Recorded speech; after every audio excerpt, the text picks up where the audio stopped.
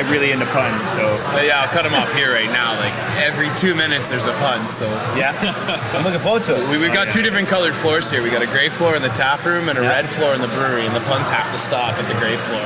So when he comes into my world, it's a whole nother show. That's it. His pun game's strong. Yeah. Pun game strong. That's the episode name. Are you a brewhead? I'm a brewhead. Are you a brewhead? I'm a brewhead. Y'all are brewheads? Yeah, we brewheads. So pour a glass of craft beer, we can do this. Yeah. What's good, y'all? This is C Certified Brewhead. Welcome to episode 83 of Beer and Other Shit podcast. And folks, we are here with Mike and Braden at Microbrasserie Carte Origine.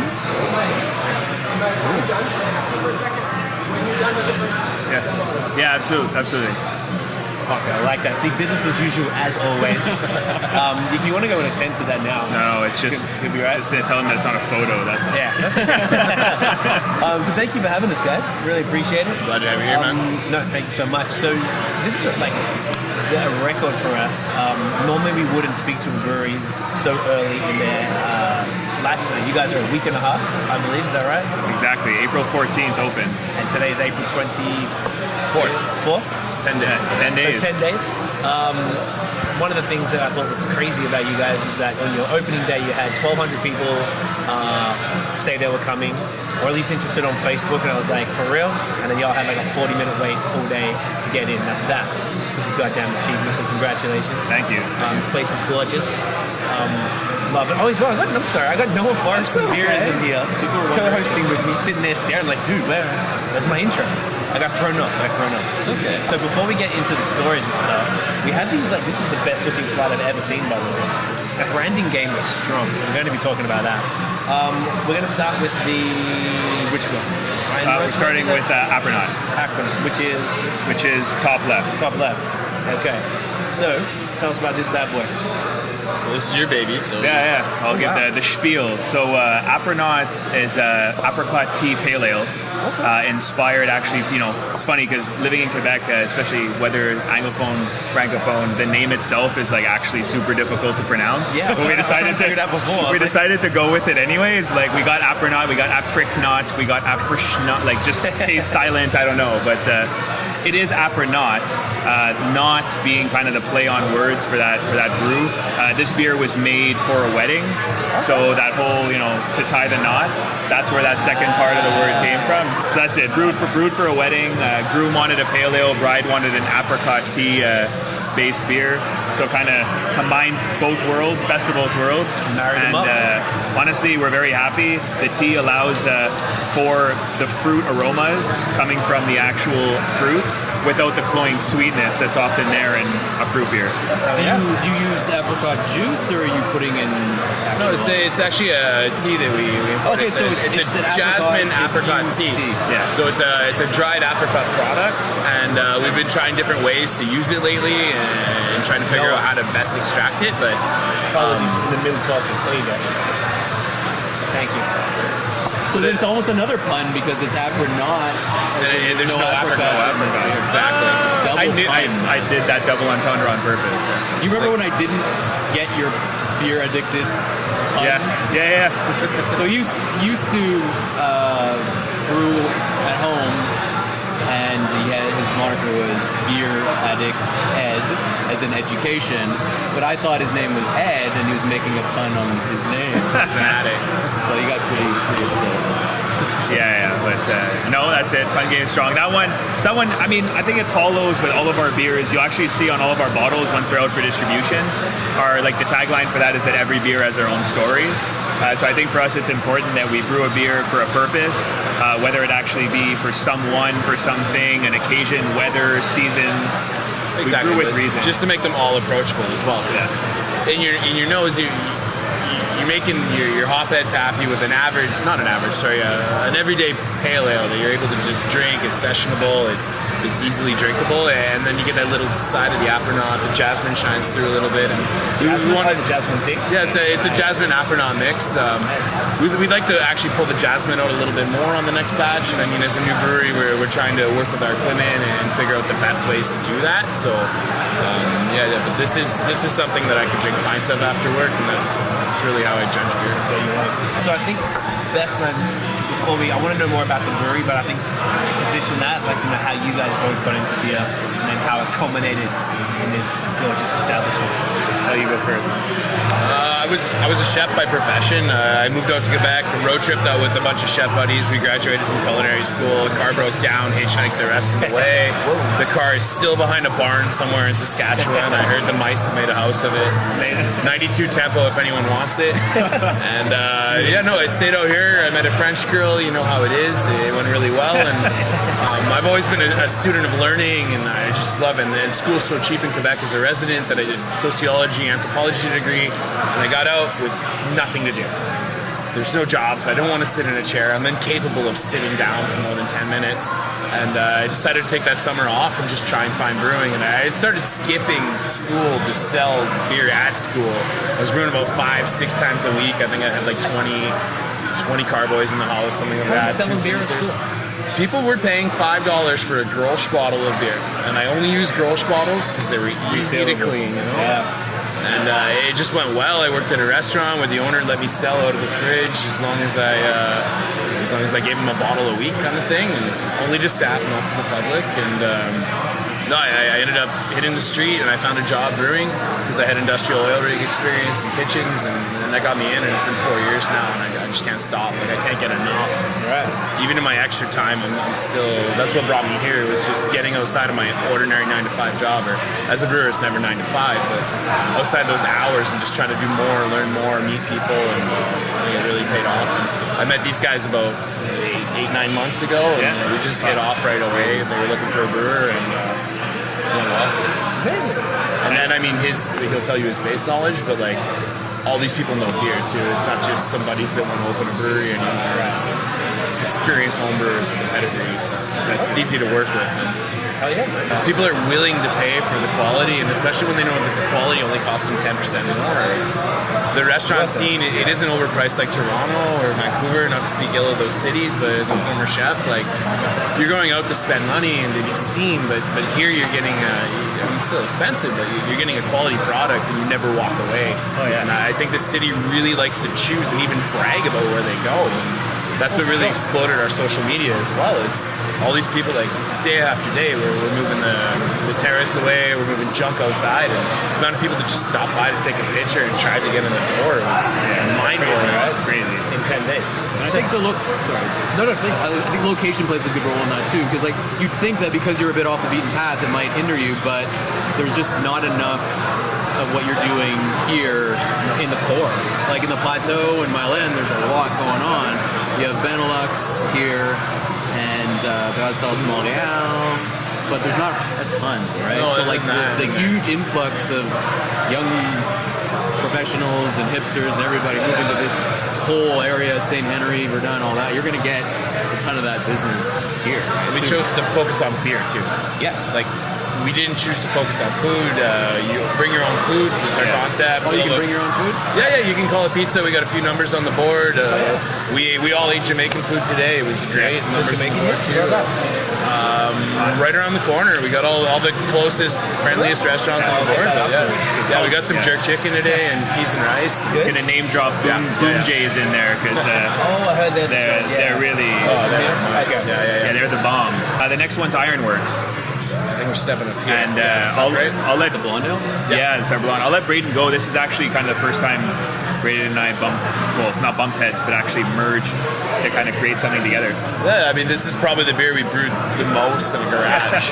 By garage, I mean minus 40 with transfer lines freezing and all that fun stuff. And I think we brewed it probably 8 or 9 times on a weekend, and everyone was worse for wear that weekend. But So it's what we wanted to do was choose a quality grain, choose a blonde that would drop out clear, but we weren't worried about haze. We weren't scared of the haze, and I embraced the haze. And I find that if I'm dropping things out of my beer, that I'm probably losing some flavor.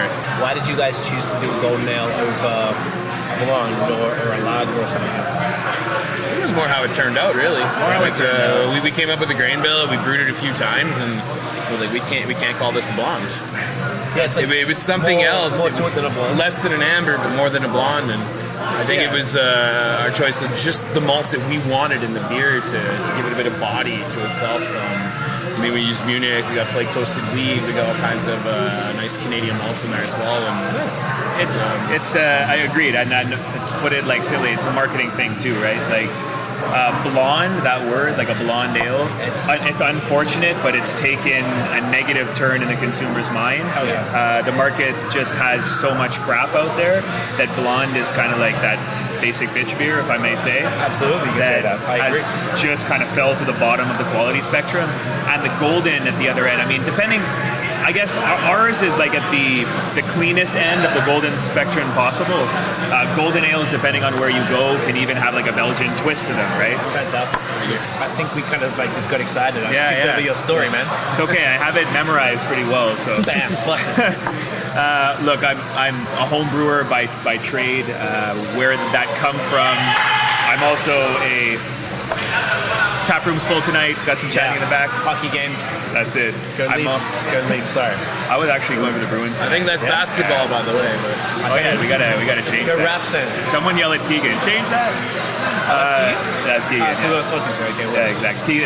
Keegan's my partner, the earliest one to kind of start this project with as well. But we'll get to that in the story. So, so as I was saying, home brewer by trade, also a very competitive person. That's how this kind of all started, a little silly competition with my best friend.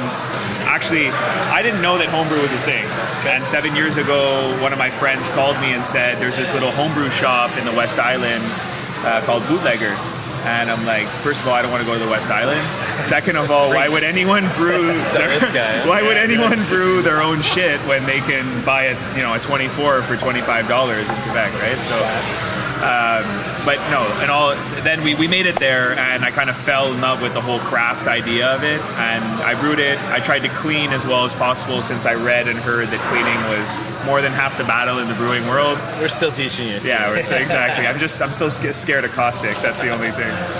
But yeah, so 6 weeks later, I had a barbecue. I had friends over, and one guy I'll never forget told me that this tasted better than what his brother had made as a home brewer, and he'd been home brewing for a couple of years. So I kind of got that little competitive spark ignited, being I was born to do this. And then I went to Thailand for a month, actually, and I did a little bit of soul searching. I studied CPA by trade, so chartered accountancy. And after our internship, my first taste of that, we went to Asia. I was in a tuk-tuk in the middle of Bangkok, and I was like, I think I want to brew beer. I think that's what I want to do. And then 3 years later, I met Keegan at a party that his brother invited him to, and dragged his ass off the couch because he didn't want to go. So it was a very small chance he never went to that party. Yeah, exactly. And being that, that home brewer by heart, showed up to the party with not a case of store-bought beer, but a case of my own beer. Put it down on the counter. Obviously bombers, those big ones, tell everyone they have to share it. No one take one themselves. And everyone's leery to start too. Exactly. So any homebrewer shows up to a house party. It's never a bad thing, but we've all had our experiences. Well, I showed up at the perfect time. I showed up at that time where the person had their first 2 beers, so everything I had was amazing. Right? So that was warmed up. Exactly. So Keegan included tried that, and literally the next weekend we were sitting around the table in my apartment talking about a business plan to open a brewery. And how long ago was this? 4 years ago. 4 years. 5 now. Since we're talking about your homebrew, we should probably crack your homebrew that I brought. Oh my God, we should. That is just dangerous. Should we end on that? Yeah, probably good. Yeah. As opposed to what do you want to do it now? It's up to you. No. I'm good with ending with it. Makes sense. So you got that homebrew that long ago? Yeah, so just before you get into this, I met Mike through social media, I guess. Yeah. I write a blog called Beerism, as you explained before, and I've been doing it for 7 years now. So back then, you'd probably been homebrewing, like a year or two, I'm guessing, something like that, or maybe a couple.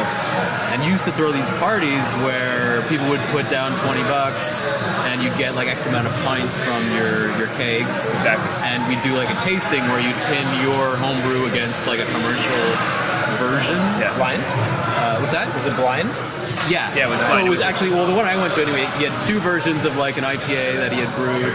It was around the time that like Morality dropped from Yeah. And I think you were, I know, not that you were going for a clone, but it was like Something like that. around those and lines. I chose that as the commercial example. No, you chose the Keats Galaxy, which tasted like just a nasty lager. So like everyone sipped them, they're like, okay, well this is clearly not the cheap beer. Hey, it's all about contrast. You know, I like that. I don't, went for quality. At the time, it was new, so you might not have tried it yet. I hadn't, and it wasn't very good. But anyway, your two brews were good. They were slightly different, blah, blah, blah.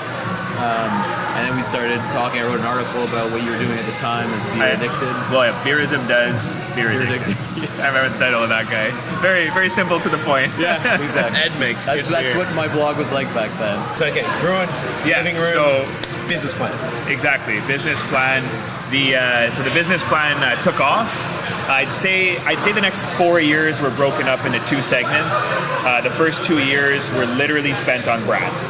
Okay, I'm just going to take a moment to talk about brand because it means a lot to me, and I think it's something that every business should take more than a moment to think about and talk about. Particularly in beer. That's something Particularly in beer.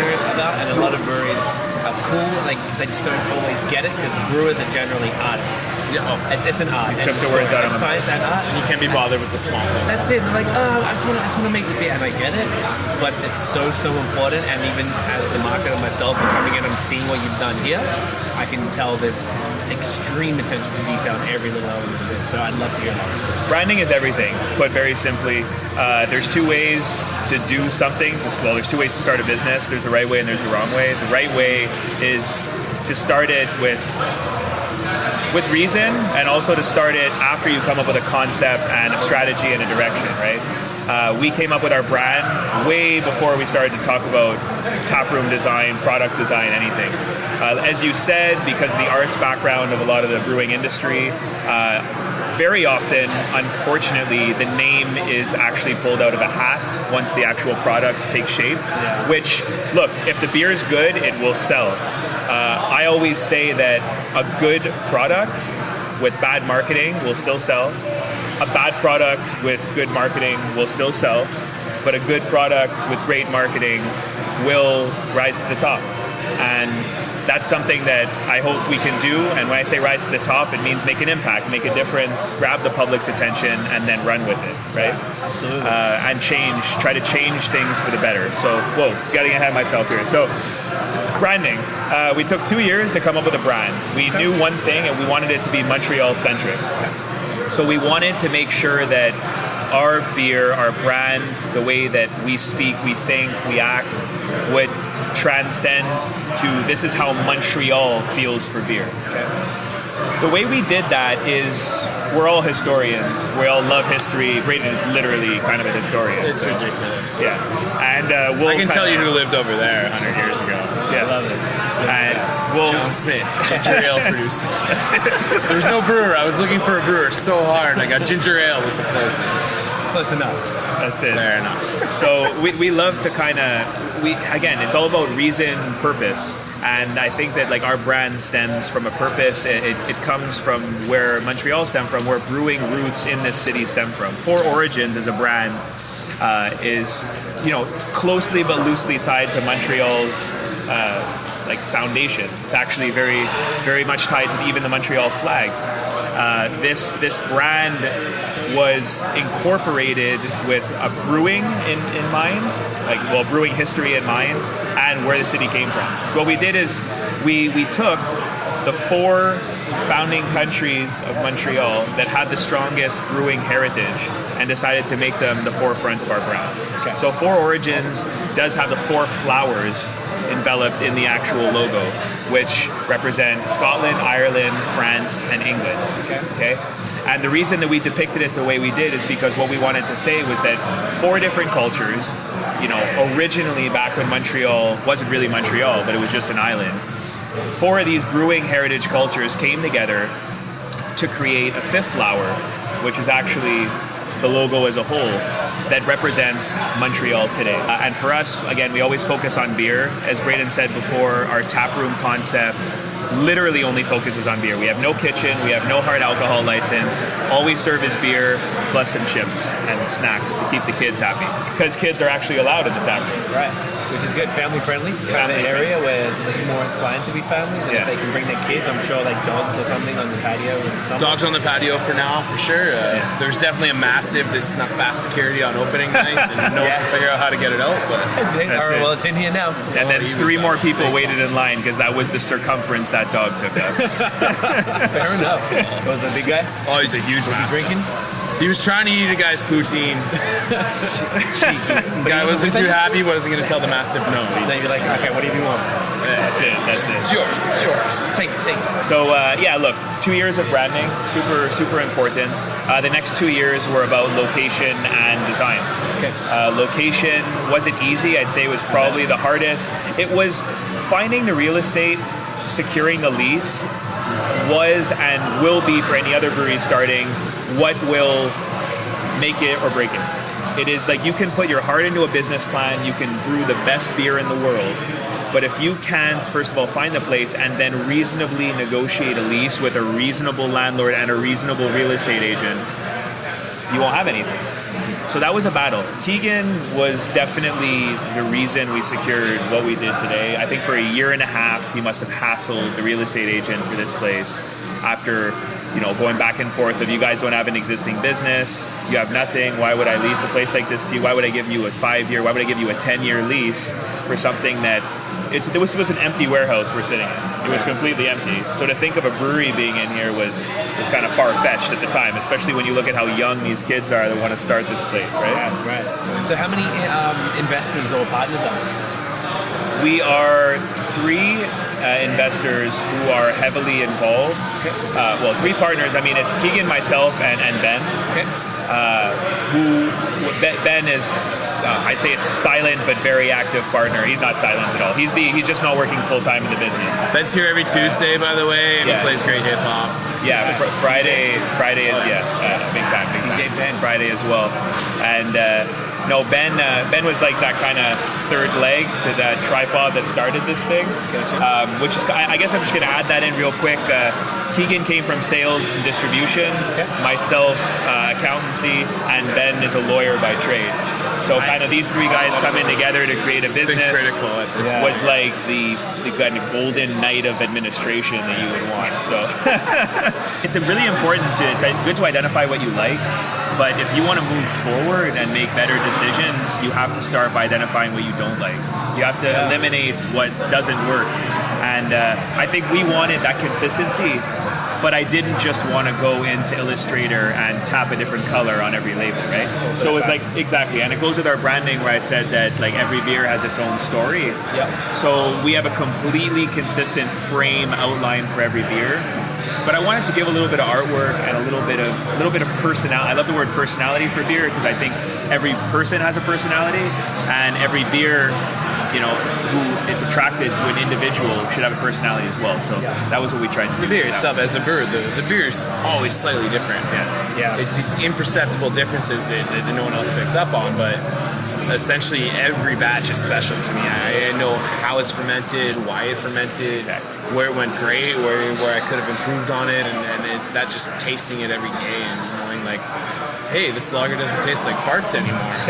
It's coming along great. Doing good. I mean, these guys not working in industrial brewery before, it kind of scared them, the language I would use, like, oh, it's not farty anymore. You're like, it was that one. No, but they're starting to see like, oh my god, this is the transformation process, and everything's different. Right. And our biggest job is to keep it as close as possible and the highest quality as possible as well. right. Okay, intermission. We got to get onto this third beer here. Yeah, so this is the ESB. This is the our English brown ale. English brown ale, I'm sorry. Okay. Yeah, and actually, what's cool about this one is that this was, I guess, the only one that we brought in and that Braden kind of went. We didn't test batch this guy. All right.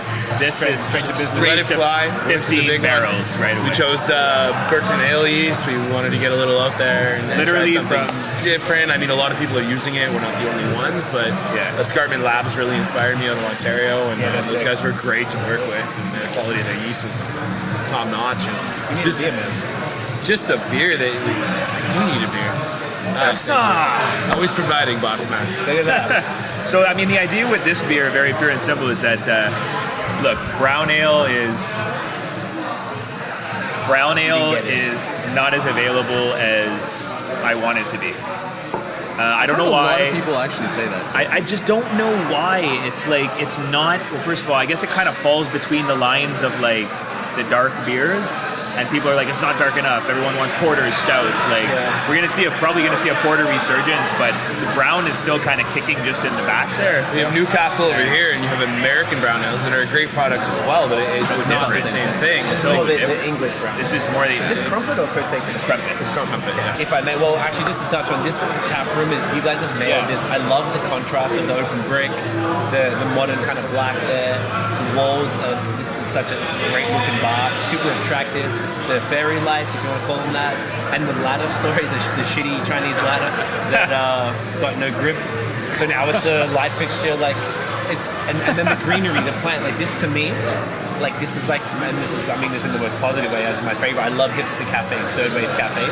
You guys, this looks like that. I'd like to point out that all the picnic tables are also hand burned. Yeah, we bought shitty $80 picnic tables and took the biggest motherfucking blowtorch you've ever seen. It was the best day at work. We got a giant torch, and everyone got the torch on the table. That's awesome. Yeah, And the so finish fuck, looks that was great. fun. Put your name in it too. But, the darkest one's Keegan's, and Well, we what can actually tell happened- from the color and the Yeah, dedication of the To how brand. burn it was. Well, what happened, I think, was that like Keegan burnt the first table, like a nice little light caramel. Then we went at the next two, like a little bit darker caramel, and then Keegan wanted to feel even darker. So he's like, I'm gonna char the shit out of this. Like, Fire department K. that's it. You put a beer on it, it crumbles. For sure, for sure. If you look under, it actually says Keegan and char. No, it's okay. You should do that. But yeah, that's the last little point I was gonna say was the design, right? That's something that, I mean, that's what makes the experience here. And I'm gonna focus on the word experience because coming here is not about just coming to a bar or a brew pub or even a brewery. It's about coming and experiencing why, how, who, what, where craft beer is made. And that's what we felt was, I started that whole rant about competition on the shelves in the grocery because it exists. But what's not as competitive here is the vibe and tap room, that word, that whole experience. We wanted to bring it strong to Montreal. Right. It's not even a word that you hear here. It's just not existent. It's brew pubs here, not tap room. Yeah. And, But there's a brew clear pubs difference. tend to focus on food quite often. Correct. I find like once you serve the food, you become a restaurant with beer. You don't become a brewery with food. Right. Everyone comes for the food. I mean, like Braden Marial, great place, but it's essentially a restaurant with beer, and then they sell their beer elsewhere. So what we want to do here is, you know what? Bring whatever food you want, and if someone here next for to the your beer. table likes it, Yeah. they'll call the same place. We had food truck in the last 2 weekends. He was making incredible. He had a smoker out back. He was making pulled pork poutine, all that stuff. And, Nice. That's it. oh, he sold out of food both nights. It was, Amazing. And what we, No, please. Well, what that does for us too, I mean, community is super important to the brand. supporting local businesses. Supporting and local giving them a businesses. chance, So yeah. like, it's like, who the hell is Connie's Pizza? Oh, Connie's Pizza is probably one of the oldest Point St. It's Charles so good. The best businesses. pizza in the city. And it's I the didn't best know pizza in the until city. Because I So, lived on that block, and we That's- just randomly went and like, Jesus, What this is is the that? best pizza I've ever had. so like we all have the some qualities of this. fancy ass pizza chains in Griffintown. Like Like been some selling as a original 2 for restaurant. 1. Like no one would know. Right. You don't know, but you Yes. order it here, you can. Connie's You know what? is- Connie's like just legend, and you know what? Point St. Charles represent, right? I love that. And this also, I was going to even think, I didn't really hit home until you said it, that there's nothing like this in Montreal. I feel like That's kind of this true. kind of reminds me of something in the States. Like usually California, I went to a bunch out there and it's kind of got that vibe. Like there's a few there that had that kind of, it feels homely, but it's huge. Yeah. At the same time, I'm like warm, but I'm like a nice cool. I don't know why. It's like a nice balance of We everything. wanted to speak towards like a third place. Like you have work, you have your house, and then you have communal spaces where people try and interact, and it's a community center, and it could be Hence hipster cafe. exactly like money based or whatever. But, like you can come drink your pint all day, and we don't care. Just So do enjoy people the come view. cruise and just like work on laptops and stuff? We haven't got that yet because we don't have free Wi-Fi yet. We're Because still in an industrial neighborhood with no services. yeah, so- Bell's trying to basically fuck us. Yeah. So God damn it, Bell. Fuck Bell. Sorry. I'm comfortable with that. Fuck Bell. Thank you. What's this final of the 4 beers? This is the India Session Ale that we call Côté Canal. It's ringing in at 4.2%. Mosaic Amarillo Cascade. Very hop aroma forward. not too much bitterness, but still balanced. I didn't want to drop off, but this beer was essentially designed to be a patio beer. Okay. I mean, it's the worst temperature right now to drink it, but it's still always good. But it needs to be about 32 degrees on the patio, and you need to drink it before it gets warm. It's got like just a nice little balance of that bitterness and the fruitiness, I guess. You said Mosaic. Mosaic, Amarillo, and Cascade. Yeah, perfect. A little bit of Nova in there too. Nice. First word hopped, Yeah. nice and simple, nice clean grain bill. Yeah. Not too much, not too muddling. There's 3 grains in this whole thing. Guys, that was awesome. Thank you so much. Thank Really you. appreciate. Thank you for having us. Pleasure, man. Champion. Thank you, my man. Give me one too. Thanks. right, Where can I find you guys online? Thanks for the bon. Or you can find us online, fororigins.com. Yep. Yeah, You can find us on Instagram, Facebook. Micro Catalogien, Yep. Instagram, Four Origins Beer. Perfect. You guys are super active on all of them. I noticed that's super good. I Yeah. love it. Who's running the social? We are. You guys are? That's it? Well, everybody Ben and runs I run Facebook. Keegan runs Instagram. Nice. Concentrate on what it is. We like to keep Facebook bilingual, so that's why we got it on there. Smart. I love it. So if you're in Montreal, or even if you're not from here, if you're in town, definitely come by the Point St. Charles Brew Pub. It's really, really awesome. Great experience. Thank you guys for watching. If you enjoyed the podcast, chuck us a big fat thumbs up. Hit subscribe below. Hit the notification bell so you know when the new joints come out. Follow us on social media at BAOS Podcast. And check out the long form audio teaching here. Very attractive gentlemen like this. Talk about beer. Apple Podcasts, all of that. Review, rate, subscribe. You know the deal. That is it, guys. Cheers. Get in ya.